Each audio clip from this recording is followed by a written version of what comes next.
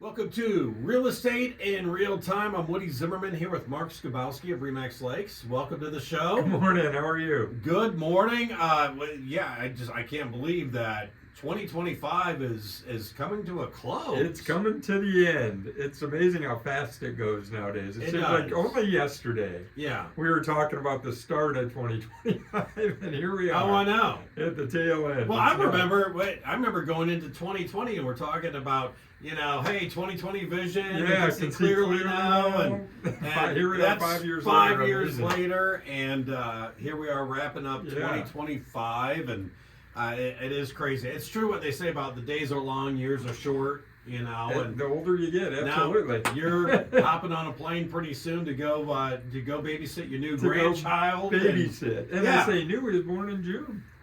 Yeah. So he's 6 months old now. Wow. It's craziness. Yeah. Craziness. They just, time flies. It does. There's not enough time, but we're trying to fill it as best we can. Yeah, that's right. All right, so wanted to talk about forecasting for 2026. Yeah, amazing. Looking ahead to Yeah. 26.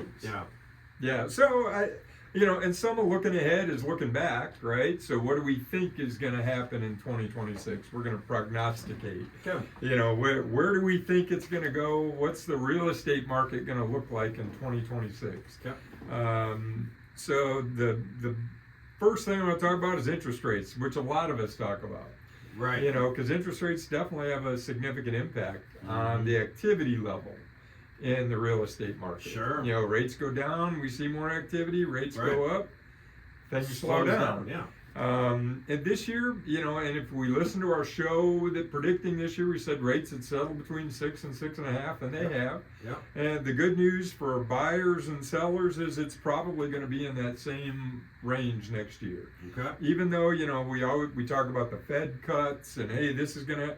Rates haven't dropped. Even with some cuts from the Fed, rates are still between that 6 and 6.5. I get notifications from different lenders, and it's kind of the teaser rate, Yeah. right? This is what we're advertising. Yeah. Obviously, credit score impacts the rate that you ultimately get.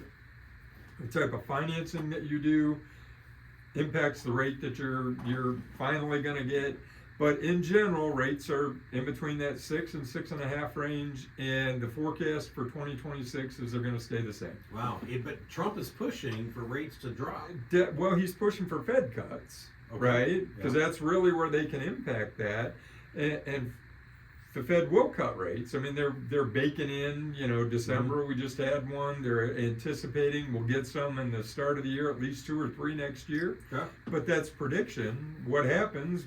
What's going on with unemployment, the economy, and all those things impact what the Fed will do. But as I've talked about before, if you watch that 10-year Treasury note, that has not dropped. It actually bumped back up. It's like 4.2. When it goes 4 or below, then we'll see rates below 6%. But I have not seen rates below 6% on a 30-year fix in a long time. Yeah. 15-year, yes. If somebody does a 15 or a 20, they're below 6. But in general, prediction for 2026 from all the sources I researched, and I would tend to agree, is between 6 and 6.5. Okay. So, what's that mean for sellers? What's that mean for buyers? Well, waiting for the rates to drop to 3%, probably not going to happen next year. Probably not going to happen in a lot of years. Yeah. So you still have to examine what's your reason for wanting to move. What's your reason for looking to get a mortgage? Okay. So if rates are your driver, you're probably not going to jump into the game. Okay. So what else in 2026? There's probably going to be more homeowners that are going to be ready to sell. As you've seen throughout 2025, we've had an increase in the amount of inventory that's out there. Although we've talked about it here locally, inventory is still not back to pre-pandemic levels.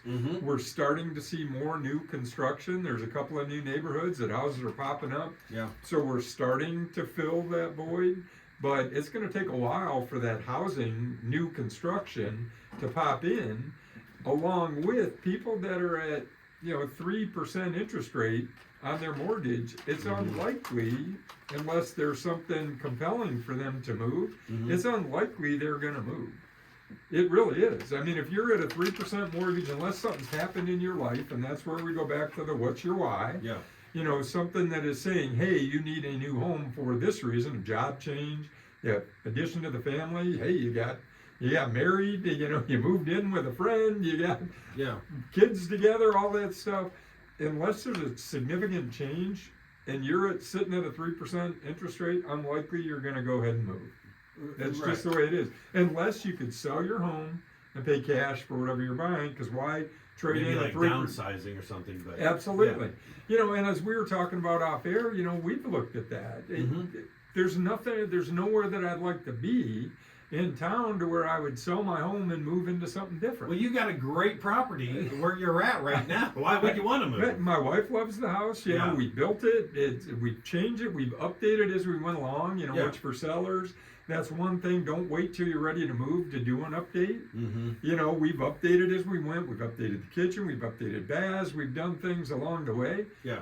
Really like our house. Yeah. It's too big for two of us because, you know, it was our family home. Yeah. Yeah. But there's nowhere else that I'd rather be at this point in my life. So, you know, we're sitting there. So for sellers, they're going to examine their why. And if it makes sense, they're going to put their homes on the market. So will we see more inventory next year? I think we will. I think people, you know, this year was that year of transition. We're shifting to a more balanced market. And I think next year, we're going to see that transition continue to maybe by the end of the year. We're actually in that balanced market, at least locally. Yeah. And after the break, we can talk about a couple other things in our forecast for 2026. Okay, you're listening to Real Estate in Real Time, talking about predictions for 2026. We'll be right back. Welcome back. You're listening to Real Estate in Real Time. I'm Woody Zimmerman here with Mark Skabowski of Remax Lakes, and we're talking about predictions for 2026. So we talked rates are probably not going to change much at all. They're going to pretty much be what we've experienced here for 2025. Probably going to see an increase in inventory. Hopefully. Yeah, so, you know, as we roll back towards more of a balanced market, what else are we going to see in 2026? So affordability is still a big issue, you know, for buyers. And we were talking off air, you know, when I moved here in 2000, interest rates were 6.5%, around that 6% rate. But homes at that time were priced a lot less. Yeah. Right? Yeah. Homes were definitely priced a lot less. So I feel for the folks who are buying today, when people, well, you know, back in my day, interest rates were 8%, or, you know, back in the 80s, they were 18%. They don't want to hear that because homes weren't that much back then, right? Yeah. It's funny, I saw a meme on Facebook that were car prices, and I'm a Pontiac guy. My dad had a 1966 Pontiac GTO. Oh, man. And that was my dream car. Oh, yes. That was my dream car. I'd love to have one. He had one. I mean, it was silver, black interior. It wasn't a convertible. That's the only thing that I would have liked to have had was a convertible. But it had a tri-power. I mean, it was a muscle car. Yeah, beautiful. It was truly a muscle car. And brand new, those were $1,785 or something like that. Yeah. So, do you think we're going to see cars priced at $1,785? No, that was the 60s, right? Home prices in the 80s were a lot less. Interest rates were a lot less. Affordability is still the issue. We've had dramatic increase in pricing since the COVID years, since 20. Yeah. The good news is that curve is flattening. Home price appreciation is starting to settle down.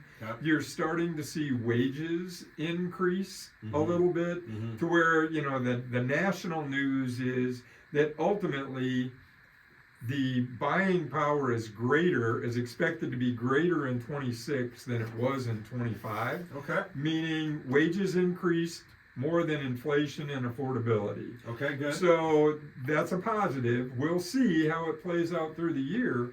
It doesn't help when you're buying your first house. No. You know, that the home prices are so high, but affordability is still there. The positive thing for buyers is that curve is flattening.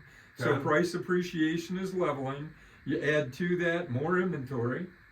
You know, you've got more inventory out there as sellers think about selling and put their homes on the market. More inventory means sellers are going to negotiate a little bit more. And that's, I guess, the other point for sellers. I'm going to forecast that there's going to be more concessions made by sellers. I think they're finally, they're going to be looking back. They're not looking back at 22, 23, 24 prices. They're going to be looking at 25 prices, which really tended to flatten. As we talked about last week, I think we were down, year over year on average, 5-6% as far as the volume sold. Home price appreciation was up about 4 or 5%.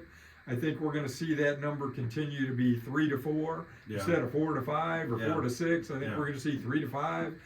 And our market's a little bit unique with all the lake homes because that definitely shifts some of that curve. Yeah. Well, but I think going into next year, that curve is going to continue to flatten as we see more inventory, as we see interest rates settle out. Okay. When people are comfortable, with their 401k, when they're not seeing the fluctuations that we had like this year. Yeah. We had Liberation Day when the tariffs went in and the stock market did all the crazy stuff it did. Yep. There's always going to be fluctuation in the stock market. Mm-hmm. But when people are comfortable and things are consistent and stable, that's when they'll make buying decisions. Mm-hmm. But when there's uncertainty going on, all bets are off.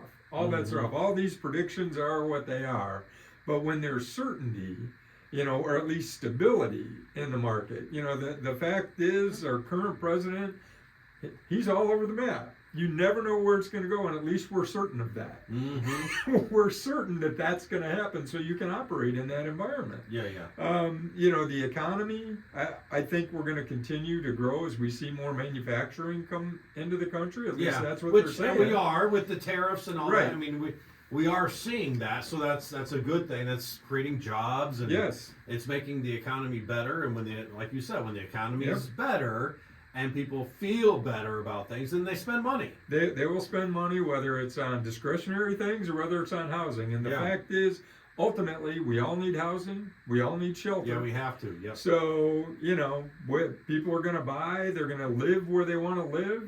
The technology boom has changed things. You can work remotely. They're installing more and more fiber in and out the county. They are, so you can work from home. It's easier. Well, and you were talking about if you change a job, why are you moving? Change it. Right. And so many people are working remotely now. Remote. Less people are moving because of that. Yeah. That situation. So overall, I think the real estate market's going to get more to a balanced state, and it's going to be a little bit better than this year.